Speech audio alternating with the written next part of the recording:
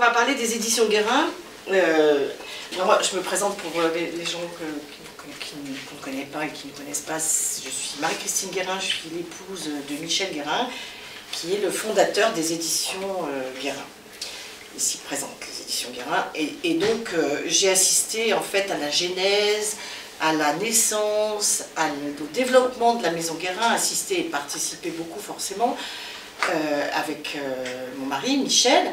Et ce que je vais faire ce soir, c'est que je vais essayer de tenter de reconstituer le canevas en fait, des décisions prises par Michel, comment il a créé cette petite maison qui est totalement atypique sur le marché éditorial et qui, quand même, en très peu d'années, s'est imposée dans le paysage éditorial français. C'est-à-dire que très vite, les éditions Guérin ont été connues bien au-delà de ce qu'elles étaient. D'ailleurs, les gens étaient persuadés que c'était très beau, alors qu'on a toujours été tout petits. Voilà, donc on va parler des éditions Guérin. Aujourd'hui, les éditions Guérin, c'est presque 150 livres au catalogue.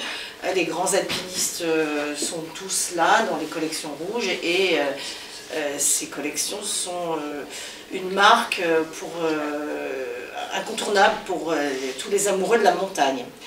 Donc je vais forcément vous parler de Michel, puisque une petite maison comme celle-là est forcément complètement, intimement liée à son créateur. Et donc d'ailleurs, je voulais juste vous raconter une petite anecdote. Bon, Michel est parti brutalement en 2007 d'un infarctus, et j'ai reçu, après cet événement tragique, énormément de courriers des lecteurs de chez Guérin. J'étais sidérée parce que dans ces courriers, on parlait de Michel comme si les gens l'avaient connu personnellement. C'était exactement lui, avec les mots justes. Et là, je me dis que quand même, c'est étonnant, quoi. C'est qu'une petite maison, après des années de publication, peut réussir à tracer un véritable portrait de son auteur. C'est exactement ce qui s'est passé pour Guérin. Donc voilà, donc tout commence en 1995, Michel arrive à Chamonix, il a la quarantaine, et on peut dire que à 40 ans, tout ce qu'il a fait avant, il a commencé à travailler assez jeune, tout ce qu'il a fait avant, c'était, bien qu'il ne se soit inconscient pour lui, mais c'était comme une sorte de galop d'essai, une sorte de course préparatoire au métier d'éditeur. Il était fou des livres. J'aime bien l'expression, il était tout frotté de littérature. C'est mignon, c'est joli. Hein. Tout frotté de littérature, très passionné d'alpinisme, puisque ses parents avaient des masos ici à Chamonix et qu'il venait à Chamonix depuis la prime enfance. Et puis, il a été libraire à Briançon. Peut-être que certains d'entre vous ont connu ou entendu parler de la librairie Fou l'Armoire, parce qu'elle s'est fait remarquer pour ses rayons à la fois de littérature et montagne déjà. Et puis ensuite, on a créé une agence de publicité à Paris, on a passé 10 ans. Et voilà, tout ça pour arriver en fait à Chamonix 1995, et pour vous dire que les éditions Guérin sont vraiment nées des trois activités passions de Michel: la lecture, la montagne et la publicité, le marketing. Quand on connaît la maison, vous allez voir qu'on va comprendre qu'à chaque fois, c'est ce qu'on retrouve partout, tout le temps. Voilà, donc en 1995, il arrive à Chamonix avec... bon, je vais peut-être vous parler un peu des années de la publicité, parce que c'était quand même très étrange pour Michel de se retrouver projeté à Paris, où il était quasiment jamais allé. Il était très montagnard, donc il s'est retrouvé publicitaire. On a cette petite maison agrandi, on est arrivé à 15 personnes, donc il travaillait, c'était un très gros bosseur, Michel, très passionné, et il a enchaîné les études de marché, la création, il bougonnait tout le temps d'idées, il ne tenait pas en place, enfin, bon, ceux qui l'ont connu le reconnaissent bien là.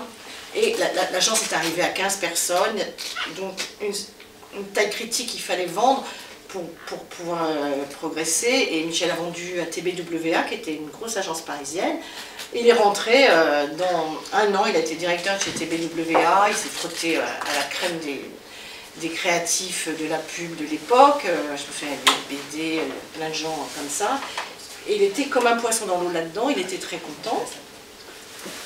La vie était très joyeuse, on allait à Fontaine-Dominicaine, enfin voilà, tout allait bien. Mais, bonjour, il lui manquait, il avait ce besoin, une envie quand même d'entreprendre, de créer, une envie d'adrénaline sur le plan professionnel et d'une grande aventure. Et puis il se sentait un peu à l'étroit dans le costume-cravate du Parisien. Et donc nous renvoilà à Chamonix après toutes ces expériences. En 1995, bon, il réfléchit beaucoup parce que Michel aime l'aventure, mais il réfléchit énormément, il étudie toujours tous les paramètres. Et c'est vrai que l'édition, pour être une aventure sans étude, tout est absolument aléatoire dans l'édition. À la fois, comment être sûr, d'abord, comment un éditeur totalement inconnu, une maison d'édition inconnue, peut gagner la confiance des lecteurs, comment un livre, au milieu de toutes les parutions, de la pléthore de parutions quotidiennes, peut trouver sa place, exister, comment assurer, gérer une entreprise avec un chiffre d'affaires en dents de scie, parce que quand vous faites un livre qui se vend bien, les 3 suivants ne se vendent pas, et que c'est très difficile de maintenir un chiffre d'affaires et une entreprise dans ces conditions-là. Enfin, c'est des problèmes. Comment gérer un stock énorme? En fait, Michel, partant de la publicité, qui était la publicité, c'est léger, on est très léger, on vend que de la matière grise, du conseil, on n'a rien d'autre. On peut être dans un petit bureau, on va voir l'annonceur, on lui raconte les projets, on étudie le marché, mais il n'y a aucun investissement. À côté de ça, l'édition, c'est une industrie, avec un énorme stock de livres. Et donc Michel avait une formule qu'il avait dit un jour à un journaliste, il avait dit dans la pub, j'étais dans un petit train lancé à 500 à l'heure, et dans l'édition, c'est moi qui pousse le train. Vous donnez un peu le ratio. Donc en fait, il va réfléchir à toutes ces problématiques et essayer de rendre le métier le plus rationnel possible, parce qu'on n'a pas les moyens, évidemment, nous, de subir tous ces à-coups de trésorerie et de finances, quoi. Et donc, voilà, on va donc reprendre un petit peu dans le détail. Alors après, il a aussi une vision du texte et de la littérature. Oui, absolument. Il a une vision, on va y venir. Donc, il se pose toutes ces questions. Et ensuite, je retrouve un peu mes feuilles. Oui, voilà. Pour lui, l'idée part d'un constat très simple, en fait. Ce qu'il veut faire, c'est qu'il part d'un constat simple, c'est qu'il y a trop de livres sur toutes les tables des libraires. Trop de livres tue le livre et le lecteur est perdu, paumé, il ne se retrouve pas là-dedans, il ne sait pas quoi choisir. Et pour Michel, le défi, c'est de créer des repères pour ce lecteur et de le prendre par la main. Donc prendre le lecteur par la main, ça va être l'idée à partir de laquelle il va dérouler toutes les stratégies de l'entreprise. Je ne vais pas vous faire un cours, hein, c'est juste quelques petits bases quoi, pour savoir comment. Prendre le lecteur par la main, c'est d'abord ne pas parler à tout le monde, parler juste à des gens qui vont nous écouter parce que ça les intéresse, donc c'est parler à des passionnés. Michel savait bien qu'on ne peut pas créer comme ça une maison d'édition généraliste et se retrouver noyé dans la masse, dans le brouhaha médiatique, c'était impossible. Donc il fallait s'adresser à une cible et à des lecteurs passionnés, et forcément il a choisi sa passion à lui, puisqu'il était alpiniste, ça paraissait une évidence pour lui qu'il allait faire des livres pour les montagnards, pour les alpinistes, sur la montagne. Donc une cible, une niche. La montagne est une passion, il est alpiniste, il connaît l'engagement que ça représente, et il connaît aussi il sait à quel point les alpinistes sont attachés à leur culture. Si vous connaissez les alpinistes ou si vous l'êtes vous-même, mais moi j'étais sidérée quand je suis arrivée à Chamonix de comprendre que même les jeunes alpinistes, je me souviens des fils potards qui venaient chercher les livres quand ils partaient faire le pilier Bonatti, ils voulaient lire absolument avant Montagne d'une vie de Bonatti pour lire Ils ont une culture incroyable. Quand un alpiniste fait la Walker, il a forcément lu le texte de Cassin, parce qu'il raconte la Walker. Il y a une culture très importante, il y a énormément de livres sur la montagne, par rapport à une autre activité, il y a beaucoup de lecteurs et beaucoup d'auteurs chez les alpinistes. Et alors Michel avait il avait une explication pour ça. Il disait, dans un autre sport, dans une autre activité, les choses sont vues Qu'on fasse de la course à pied ou qu'on fasse du saut en hauteur, on passe 2 mètres, ça se voit, on court, alors il y a le chrono. Dans montagne, on n'a que son récit, son engagement personnel, sa performance, ses émotions, et si on ne les raconte pas, si on ne les couche pas sur le papier, personne ne sait rien, et on éprouve vraiment ce besoin de passer le message, d'autant que ce qu'on éprouve en montagne, c'est quand même des émotions inoubliables et très fortes. Voilà.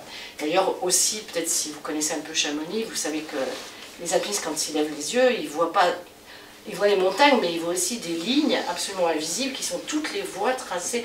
Il y a une histoire qui s'écrit là dans le ciel de Chamonix qui est extraordinaire, en filigrane, et que les gens qui grimpent connaissent. Voilà. Donc c'était ça qui intéressait Michel. Cette histoire-là, le choc de l'homme contre la nature, l'alpinisme. Donc, il va faire des livres pour les alpinistes, il va les habiller en rouge, le rouge flamboyant de la passion, toujours dans la même idée de prendre le lecteur par la main, lui montrer le chemin. Il va choisir une ligne éditoriale stricte qui ne changera pas. Pour lui, c'est aventure et littérature ou montagne et littérature. Et pour vous donner son état d'esprit, on va écouter un petit texte de Juliette. Enfin, pas du tout de moi d'ailleurs, qui est un texte, qui est un texte, les mots même de Michel, hein, que voilà. Marie-Christine a noté dans son livre. Donc ce sont des notes qu'il mettait dans un petit cahier où il mettait ses idées, notamment sur les textes et la littérature. Des textes qui respectent un équilibre entre aventure et écriture. Sans aventure, la montagne se résume à un espace, un lieu, une région. Or, nous sommes très circonspects quant à la qualité de la littérature régionale qu'affecte le chauvinisme, l'abus de pittoresque, le conformisme. Il s'agit trop souvent d'une littérature qui limite ses ambitions aux frontières de sa région. Sans écriture, l'aventure se résume à l'exploit, à la notoriété donnée à celui-ci. Très souvent, il ne s'agit pas de livres avec ce que ça comporte de vérité, de sincérité, de courage, mais d'articles de magazines boursouflés en livres, et qui durent ce que durent ces textes, l'espace d'un ou de quelques mois. Voilà, donc vous comprenez qu'on ne trouvera pas aux éditions Guérin ni de livres de cuisine savoyarde, ni de déco de montagne, enfin de choses comme ça, ni de livres régionalistes. Michel s'intéresse à la littérature, et ce qui est le cœur même du récit pour lui, enfin de sa ligne éditoriale, c'est l'aventure vécue, qui est au cœur de tous les textes.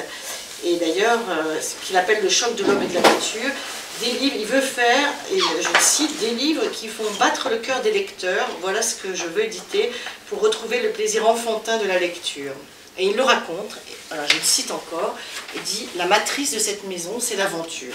Quand on va en montagne, qu'on connaît la vraie mésaventure, quelque chose qu'on pourrait appeler l'épopée, où la vie est en jeu, que l'aventurier a mis les pieds en enfer, que les dieux l'ont en quelque sorte rattrapé par les cheveux, c'est proche d'une littérature universelle, éternelle, proche d'Ulysse, d'Homère. » Voilà. Donc, vous voyez qu'il avait quand même assez d'ambition pour les textes, aventure vécue, émotion sincère et vraie.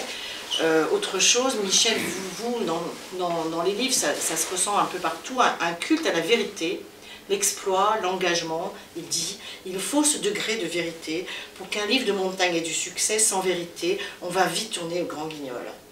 Alors, il a publié beaucoup de livres dans lesquels il n'a pas toujours poursuivi la vérité, enfin il y était très sensible bien sûr, mais on pense au Carnet du Vertige, puisqu'il a enchâssé dans les livres Carnet du Vertige, le journal de l'Annapurna de Lachenal, qui a une histoire un peu particulière, puisque Louis Lachenal, qui a participé à la grande expédition de 1950 de Maurice Herzog, avait écrit tous les jours, au fil des jours, son journal de course, et comme tous les alpinistes de cette expédition, il avait signé un contrat qui lui interdisait de publier pour laisser le livre d'Herzog faire son chemin à l'Annapurna Premier 8000.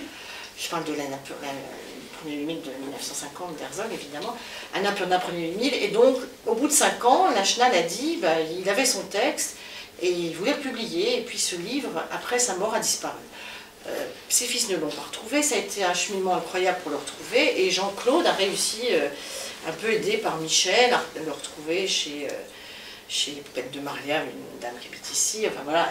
Et finalement, on a retrouvé ce texte qui est une petite merveille, une petite pépite. Donc c'était Michel a d'abord publié Les Conquérants de l'inutile, et après ce livre, c'était le deuxième livre. Et Michel disait souvent qu'il était assez fier d'avoir redonné sa voix à Lachenal, parce qu'il dit des choses qui ne sont pas non plus forcément extraordinaires, mais il donne une autre vision que la version officielle. Que la version officielle, et il y tenait beaucoup à ce texte. Et donc c'est dommage que personne ne l'ait publié avant, mais enfin, en tout cas, nous, on l'a publié. On va écouter le préambule du journal de l'Annapurna de Louis Lachenal. Plus de 5 ans ont passé. L'Annapurna est redevenue une princesse lointaine. En cherchant bien, on y trouverait tout juste quelques carcasses de tentes ou une caméra dans une crevasse pour rappeler que nous l'avons effleurée. Nous avons seulement pu l'enfermer dans des livres et dans nos souvenirs. Il paraît que l'Annapurna, c'est aussi une épopée, un trésor sur lequel nous vivrons. Je ne veux pas reprendre ici la petite histoire de la vie quotidienne. Herzog a écrit le livre officiel. Voilà une bonne chose de faite. Ce qui reste ancré dans mes souvenirs, après 5 ans, ce qui peut garder de l'intérêt, ce sont les grandes lignes, les grands moments. Sur cela, je voudrais exposer mes idées. Je possède un document qui m'est précieux, le cahier sur lequel, seuls des membres des cordées d'assaut, j'ai tenu chaque jour mon journal personnel. Avant le départ, j'avais collé sur les cartons de couverture les photos que je voulais garder sous les yeux, celles de ma famille dans notre chalet des Pras. Ainsi, c'était déjà, pendant l'expédition, le cahier du souvenir. Le style est ce que l'on verra. La littérature était alors un moindre souci. D'ailleurs, je crois que, livrées à l'état brut, ces notes n'en reflètent que mieux, pour un montagnard, le climat de l'altitude. La philosophie, autant que la littérature, est une occupation de vallée. Voilà. Alors donc Michel crée la maison d'édition avec sur ce positionnement, prendre le lecteur par la main, se rapprocher le plus possible, lui créer des repères, une cible, une niche, on l'a vu, une ligne, le culte de la vérité, carnet de lecture. Et là on arrive à la maison elle-même, il crée 3 collections bien définies et complémentaires. Alors la première c'est la collection texte et images, qui a pour but de sauvegarder, dans son esprit, et puis c'est comme ça qu'il l'a réalisé, sauvegarder les grands textes éternels de l'alpinisme, faire en sorte qu'ils vivent, et donc les rééditer, mais bien évidemment en apportant quelque chose de nouveau, qui est une iconographie très riche, souvent inédite, et il crée donc cette collection textes et images, des livres précieux, mais dont il n'a pas envie de dire que ce sont des beaux livres, parce que pour lui, les beaux livres, c'est souvent des livres plein de photos, avec des légendes qui ne sont pas vraiment des textes, mais plutôt ce qu'il appelait des textes boursouflés, mais qui n'ont pas... Pour lui, c'est le texte qu'il faut mettre en avant. Il va étudier longuement cette collection textes et images. Je vais vous la montrer, parce qu'elle marche autant aujourd'hui, et elle fonctionne comme il l'a voulu. Voilà, et l'idée, c'est d'aider à toujours prendre le lecteur par la main. Vous voyez, le texte a toujours, ça c'est le dernier qui vient de sortir là, il n'y a pas longtemps, pour Noël. Tu peux le regarder. Ah pardon.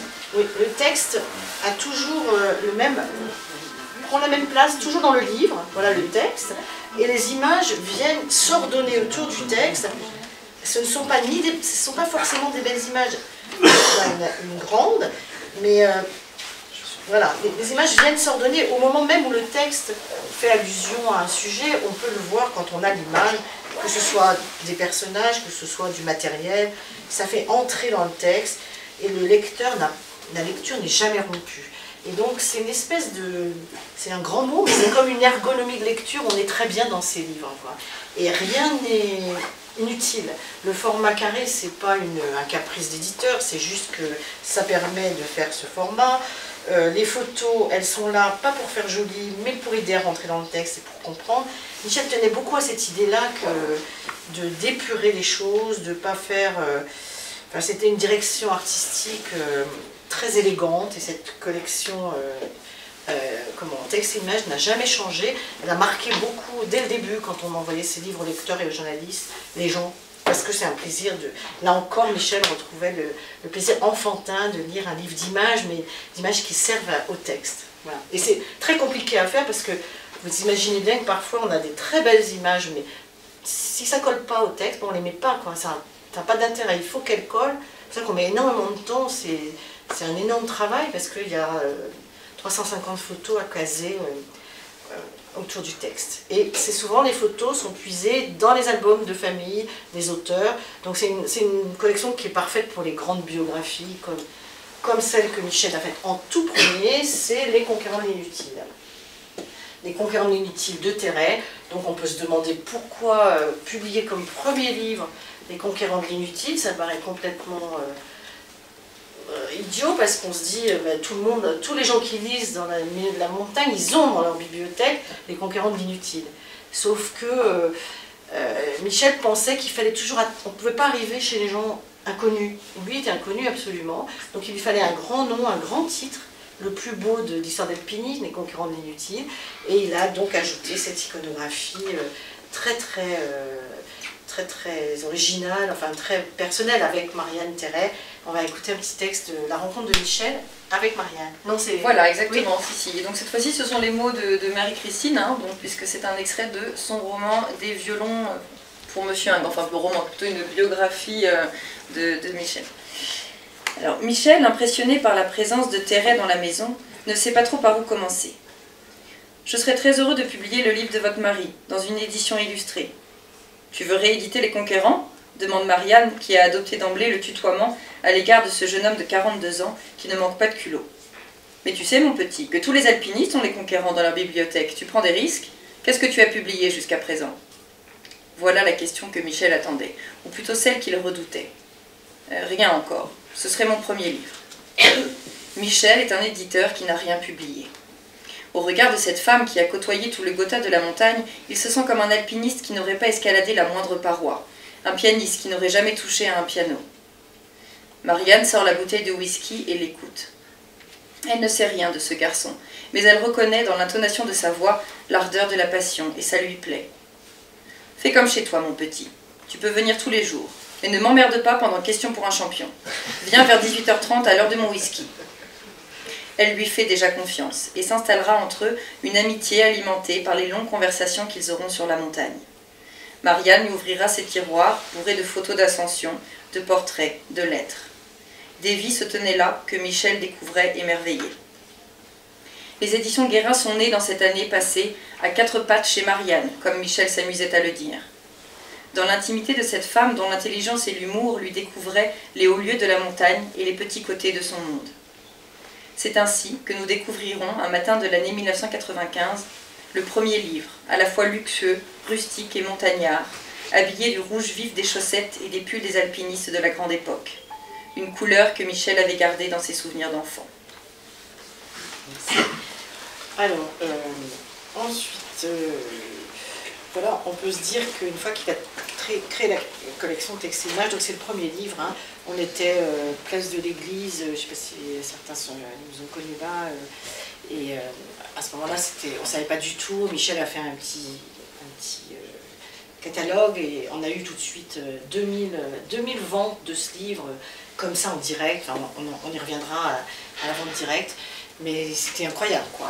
Et donc on a fait nous-mêmes les paquets, c'était vraiment très dur, mais très enthousiasmant.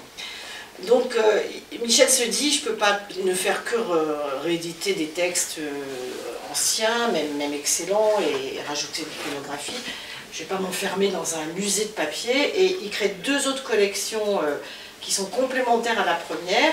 Une qui va être chargée des nouveaux horizons de l'alpinisme, de la pratique de la montagne, elle s'appelle Terra Nova, et une autre qui va présenter les nouveaux auteurs, c'est la petite collection.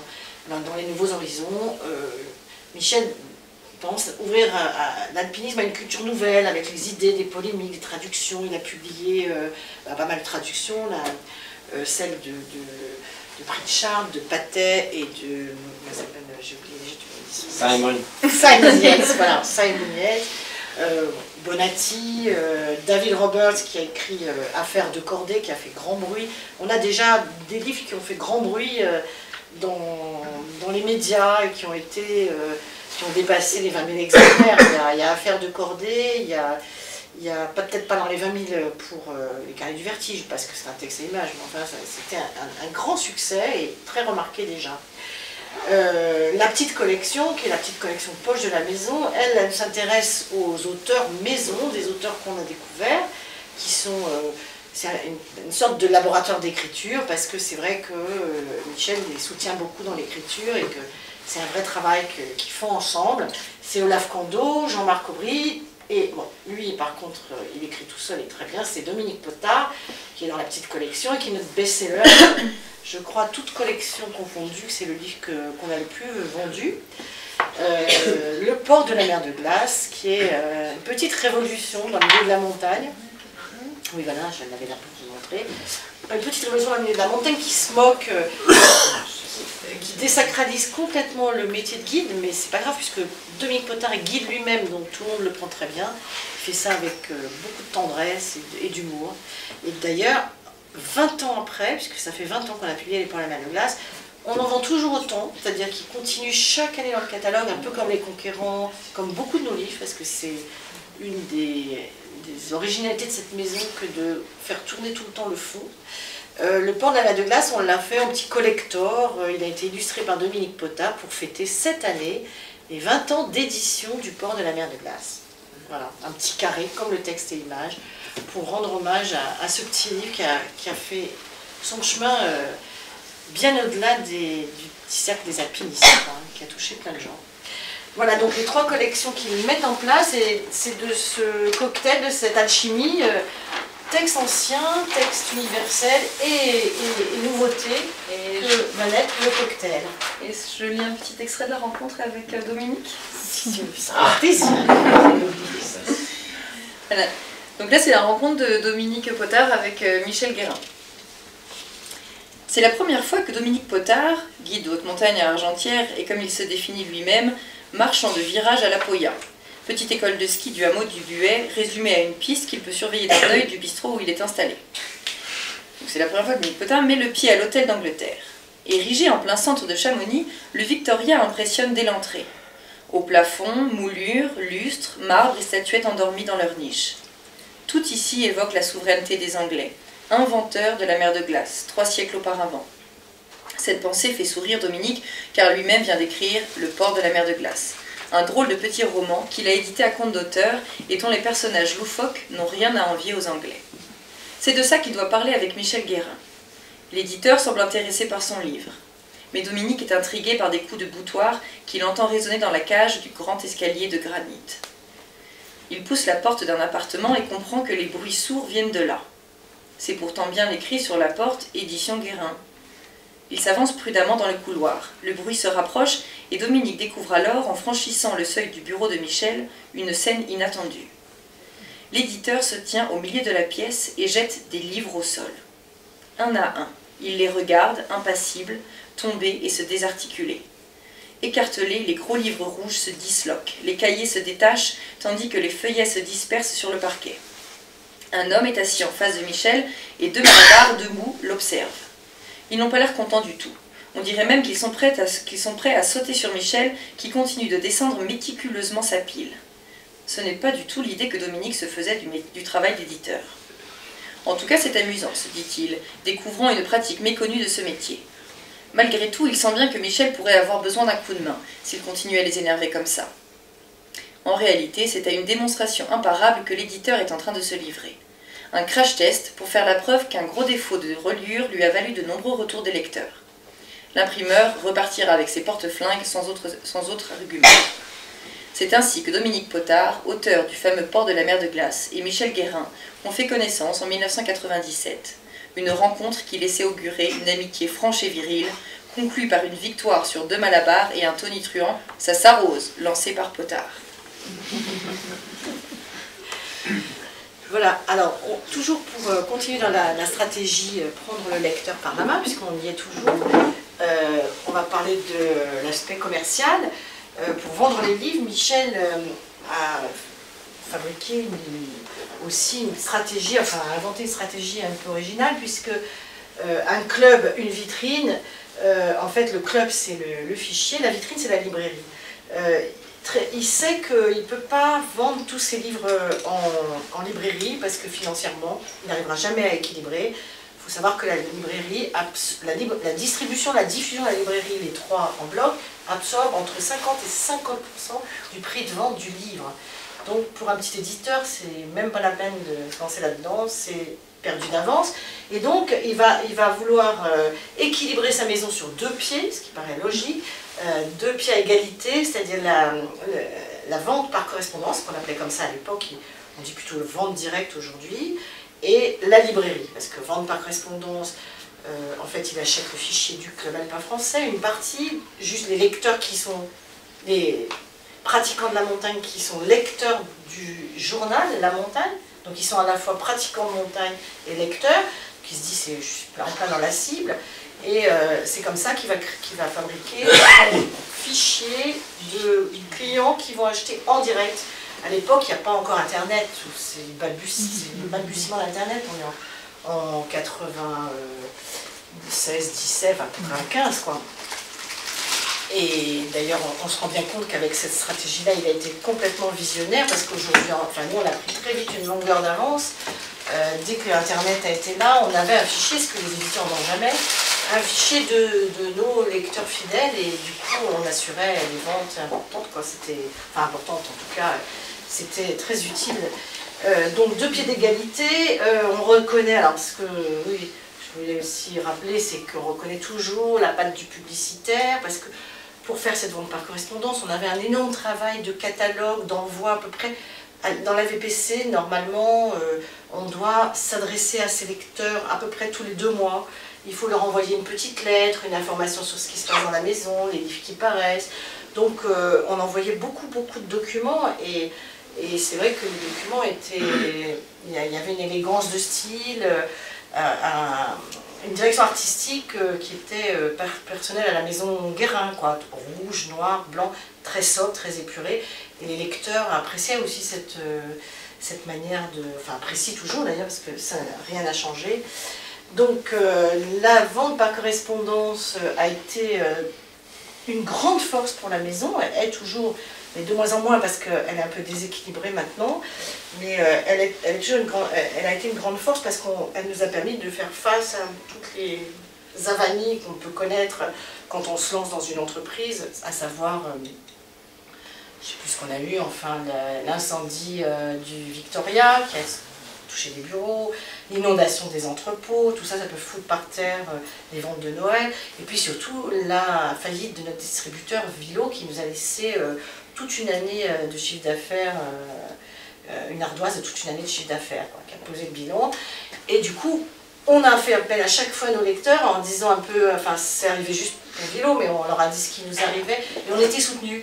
Il y a une telle implication du lectorat pour la maison d'édition que ils nous soutenaient et ils achetaient beaucoup, quoi, en masse, plus qu'à l'accoutumée.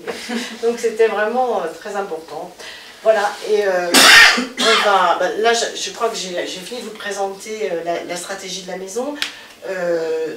En conclusion, ce que je dirais, c'est que cette petite maison, donc, elle était, comme vous voyez, très pensée, très rationalisée. Ce que je voulais vous dire, oui, c'est que grâce à il y a un problème qui est très important dans l'édition, c'est pour un éditeur, c'est qu'à chaque fois qu'il fait un livre, il se pose la question combien je dois en imprimer. Donc c'est peut-être un peu technique, mais c'est une question insoluble souvent, parce qu'on ne sait pas, si on adore en général ce qu'on publie, en tout cas on le soutient. Si on en imprime beaucoup, c'est très intéressant parce qu'on dilue le prix du livre sur les charges fixes sur le nombre de livres, mais s'il y en a trop, ça nous coûte très cher, ça fait des stocks qui seront même peut-être même pilonnés, ce qui est horrible. Si on en imprime peu, ben là, trop peu, on risque, on fait des économies, mais on risque la rupture de stock, et on sait que les ventes la vie d'un livre en librairie, c'est pas plus de 2 mois. Donc on sait que s'il n'est pas présent en librairie, ben après c'est fini, 2 mois après il aura choisi un autre livre. Donc voilà, l'éditeur est constamment pris en tenaille dans ce problème de savoir combien publier. Nous, on avait moins ce problème parce qu'on savait qu'on avait 2000-2500 collectionneur qui achetait les yeux fermés des textes et images et qui faisait l'équilibre, une partie de l'équilibre de la maison comme ça. Et ça simplifie. C'était une manière aussi de rationaliser cet aspect de l'économie de la maison que de faire la vente directe. Et ça continue, sauf que maintenant ça se passe par Internet et que c'est encore beaucoup plus facile d'envoyer des newsletters et de faire, à chaque livre, on envoie une newsletter de nos parutions à nos fichiers d'abonnés. Voilà. Alors, Michel nous a quittés, vous savez, donc en 2007 et en fait, il n'avait pas fini son ouvrage parce qu'il avait en fait le projet originel de la maison, je ne sais pas s'il y a des gens qui le savent, mais c'était aventure et littérature.